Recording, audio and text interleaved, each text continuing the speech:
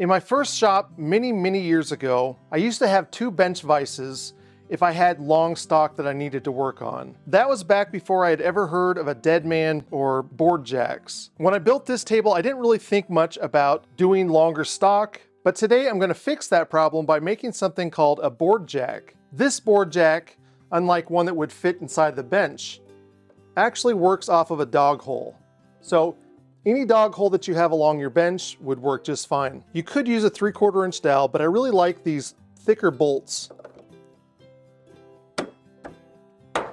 If you're new to these, once you've laid your board in your vise, you just find the hole that corresponds with where the board is in the vise. Now, one problem that I have with this is that my vise is actually inlaid into the table. Since this is raised off the edge, I had to add an extra piece that's the same exact thickness as it on the back. It's really not a problem, but it is something extra that needs to be done.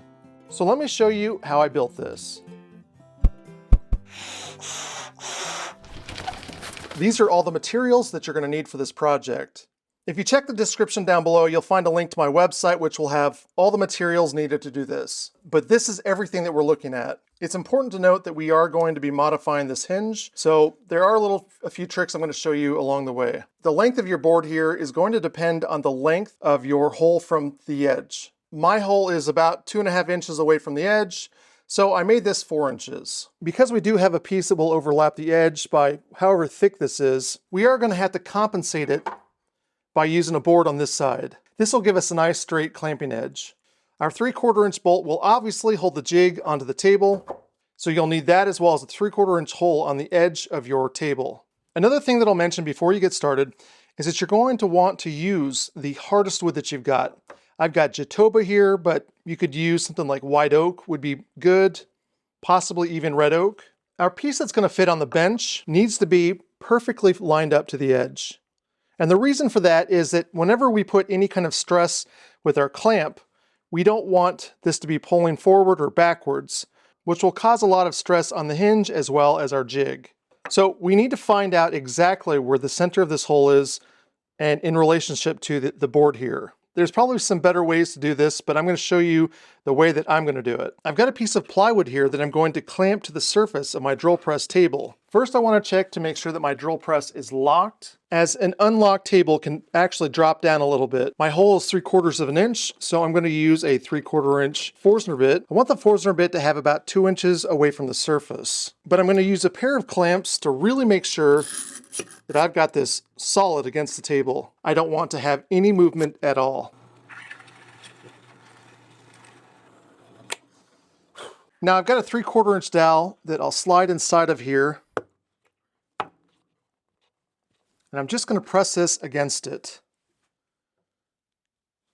And that should give me the center.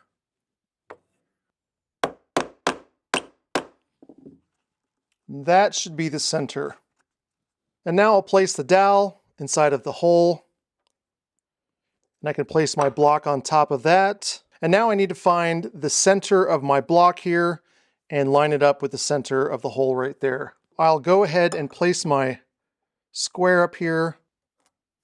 It's 3.5 inches, so I'm going to go 1 3/4 from the edge, which should give me the exact center. And finally, I'll carry my line across. I'll line this up to the edge, but again, I've still got my dowel in there.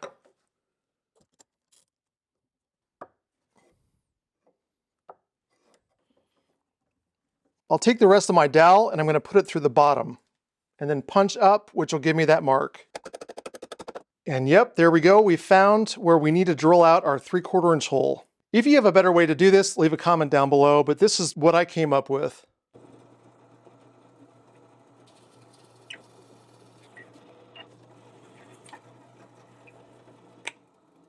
If I put a square up to the edge, it looks like I'm doing pretty good.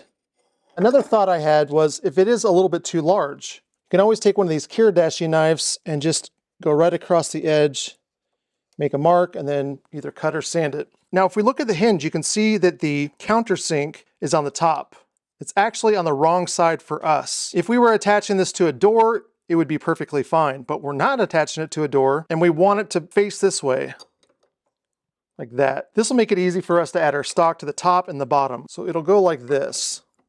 Now, when I've made shelves in the past and I've needed to join two boards together, I've used a lot of force, like a hammer, to squeeze it together. So I want these to be as strong as possible. I will be using 1/4" bolts with this cone head, but I want it to go the opposite side, like that. So I'm going to need to clean out each one of these holes so that it will fit flush to the surface. To do that, I'm going to check the width of my bolt head, and it looks like it's going to be 15-30 seconds.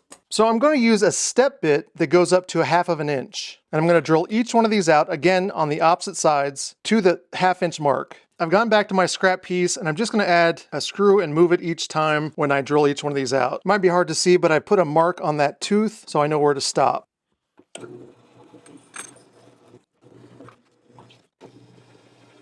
I didn't drill all the way down to the 1/2 inch mark. I kind of just left a little taper on the end. I'll go ahead and place this back on here, and I want to find where it stops and then lock my drill press so I don't go any farther with the other ones.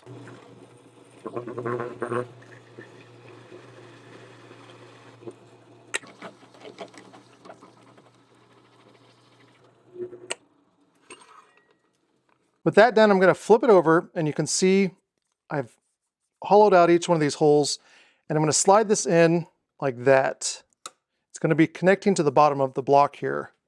I'll slide this over just a little bit so I can find where the edge of the hinge is. Now I can take this off and stretch that line across. But you know what? Part of this needs to be rounded off, so I'm actually going to move the line over just a little bit. We're going to need to carve this part out so that this fits flush with it. I've got my sled set up so that the blade is just the thickness of the hinge above the surface. I'll go ahead and line up my mark. I'll make a series of cuts.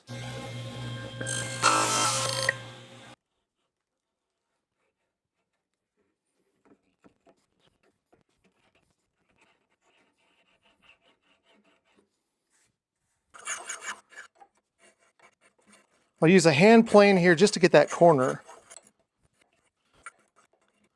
Okay, now I thought I was done. I brought this over, and when I press this up against this, the first thing that you can see is that my knuckle is still hitting my stock. I'll take this over to the table saw and cut that down, as well as round this a little bit better. Now you can see I've got that cut out a little bit better, and it fits.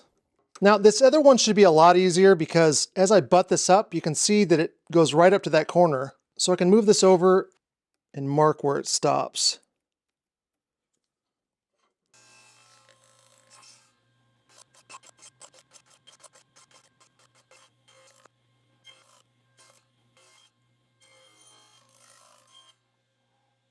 Now I'll go ahead and mark the center as approximate as I can make it. Now I'll drill each one of these out at 1/4 inch, and I've set my drill press so I'm just barely exiting the bottom.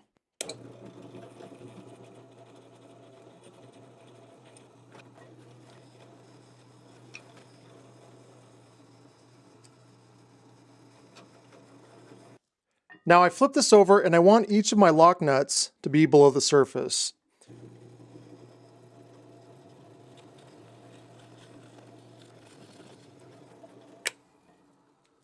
To get my bits to fit a little bit better, I'm going to use a countersink bit. And I've got 3/4 inch bolt here. I'm going to use a lock nut on the other side. With my second piece, I'm going to go ahead and mark and drill it, but I'm not going to attach it just yet. I've got the bolts in here. I have not attached it with any nuts yet, but I need to figure out where I'm going to put my very top hole, where the top edge is going to be. And I want to stretch it from the bolts of my clamp all the way over. So I'll put this on, and I'm going to clamp it down and draw a line. This is where I drew my line, where I'd like to have my first dowel. I'm going to cover this with holes, but you don't have to. I like to think that in the future, if I ever need it, I'll have it. I might never use all the holes, but they'll be there. Since I'm using 3/4 inch dowels, I want to measure down 3/8. I'll set my ruler on that mark, and I'm going to go 3/4 inch all the way down. I've broken this into 3 different sections, as you can see on my square. My first is going to be 3/4 over, my second is 1 3/4 inches, and the third is 3 3/4.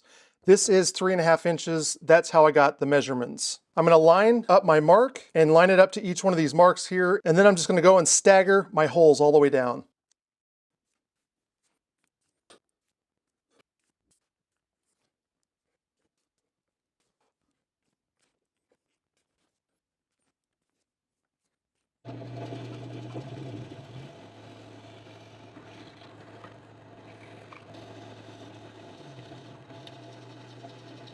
I'll go ahead and add my bolts.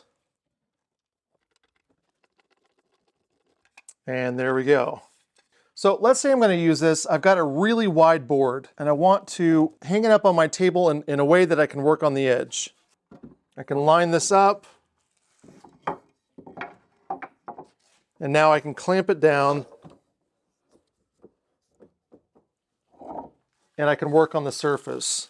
Because every tool should have its own place, we'll add a dowel to the table leg to store it. Thank you so much for watching. Tell me if this is something that you might make, or if you would have done it any differently.